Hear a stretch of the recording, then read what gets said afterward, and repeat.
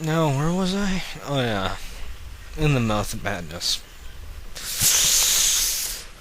I was really psyched for this one. I was really interested. I really wanted to see this film.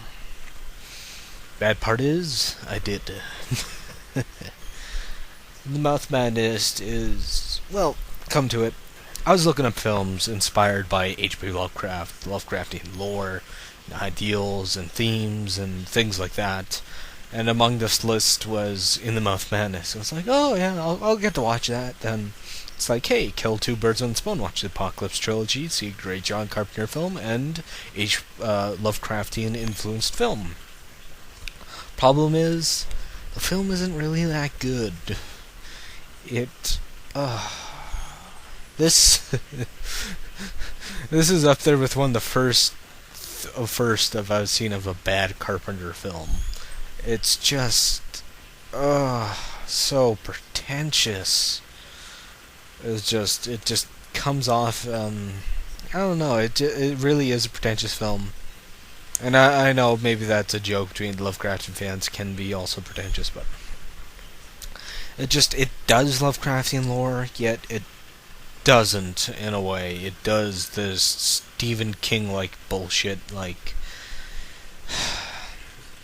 Story brings out of character John Trent, played by Sam Neill, who is getting sent to an insane asylum. Themes of Lovecraftian lore is that the main character and plane flying over my house.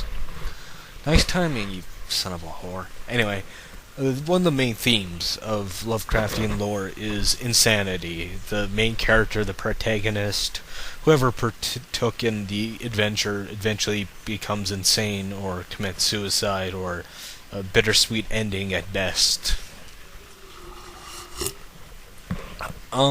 He's insane and he's visited by a psychiatrist who wants to get him free, and the whole story is told backward. Like a lot of Lovecraftian tales, it's told in the first person and it's told backward. You know, how do I end up here? What's my story? Why am I in this insane asylum? Why am I going to commit suicide now? Why am I writing down my memoirs? Because, you know, so on and so forth. And it starts off. He's an insurance lawyer who kind of investigates people who are trying to do insurance like fraud claims, like burning down your warehouse or house and stuff like that. He naps people like that, which is kind of a neat profession. But he's called up on this case about this horror writer called Sutter Kane, played by Jurgen Prochnow, who is totally wasted in this film. But on this story first, and he's supposed to hunt him down and find him, so he does a little research and starts reading his books and finds out that his fans are rampant lunatics and somehow these books have an effect on people. Like, and all these books have covers of Cthulhu, like Spawn, and just these cosmic horrors, and it's supposed to be like that. And John Trent's character, Sam Neill, he kind of bogs it down, just slimy things from the dark trying to grab at you. That he kind of just summed up H.P. Lovecraft. At point, sometimes is this an ode to H.P. Lovecraft or a parody? It feels like that, or maybe I'm just not getting it. I really don't like this film. It really pulls off this angle when he heads to this town, of course, with his secretary. Why is Charles Heston in this film? Why?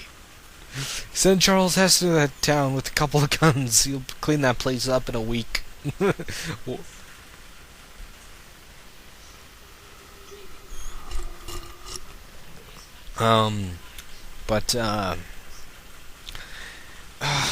what was that? Yes, we find out that the book is based in reality, and the book is messing with reality. You know, the story, the writer is God, and he's creating this world around him, which.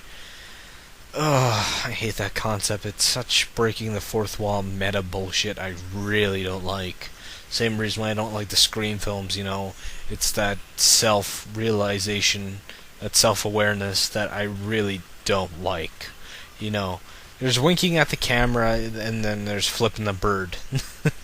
There's major differences. And just this film, it does have its scary moments, That's only when the animatronics and it's the really good special effects that John Carpenter is known for that comes into play. That's extremely very sparse.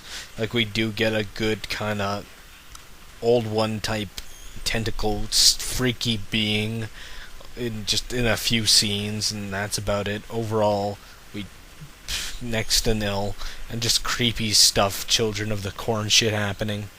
It's just it's wrought with so many things. It basically just comes from a root of disappointment, and he hits some marks on the Lovecraft mythos, but I really think the whole concept of the writer's book coming to life, or the writer's fiction is actually reality coming into play, really just ruins the movie for me. Just it's really not that great, and this film probably does foreshadow the not so greatness of his later works, like say Vampires and and Ghosts of Mars, just it's his type work, not as good stuff, just. Though some artists do shit gold, and sometimes their shit is better than other people's finest work, Mr. B. So to try to wash this bad taste on mouth for a good cleansed palate, here is Metallica, The Thing That Should Not Be. A lot more faithful adaptation to the Shadow over Innsmouth and interpretation. So, hey, probably after this I'll watch the Cthulhu film with Tori spelling it. Ugh. Anyway, well, sometime down the road I'll get the Lovecraftian films down, but first the stories. Once again, Metallica, The Thing That Should Not Be, by their album Master of Puppets. Enjoy.